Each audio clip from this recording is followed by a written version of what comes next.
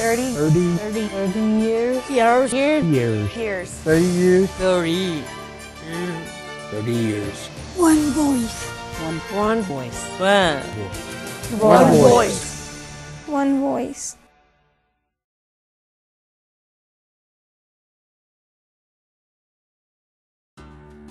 For Kansas boys, summer and baseball go hand in hand. But one Kansas boy was told he wouldn't be allowed to play ball. Matthew Whaley is just an incredible kid.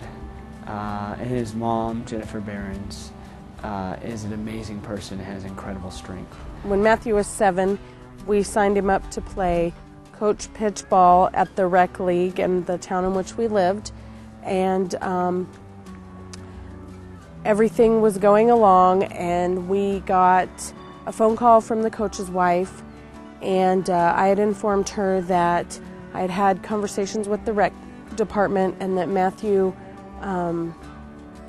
has cerebral palsy and that he would require some extra attention, and that I would be willing to attend those practices to provide him with that attention. However, she had not been informed of any of Matthew's disabilities or anything regarding any of that, and so at that time she followed up with the director at the Rec Commission, at which time they determined that Matthew would not be allowed to play. What happened to Matthew, unfortunately, happens to a lot of people with disabilities. They're shut out of society and not allowed to participate and discriminated against. Matthew wanted what any 7-year-old at the time would want. It's what I wanted when I was a 7-year-old. I wanted to play baseball. Matthew and his family chose to fight for the ability to do what any other child gets to do: play baseball. I had made numerous phone calls to private attorneys. I'd looked online, looked around through to hire an attorney, and we couldn't find anybody that was willing to take it for pay because they had just not dealt with anything of that nature. And so previously I had a connection at the Center for Independent Living in Garden City, and so I called them to see if they could provide me with some assistance, and their advice was to contact Kirk at the Disability Rights Center and to request their assistance in the matter. You shouldn't have to file a lawsuit to do that, but sometimes you do. Thanks to the tenacity of Matthew and his mom Jennifer, as well as the services of the Disability Rights Center, Matthew got to play ball. The first game, it was kind of tense with the other people who kind of knew what was going on. However, it was really nice to see Matthew on the ball field playing with his peers and his brother, and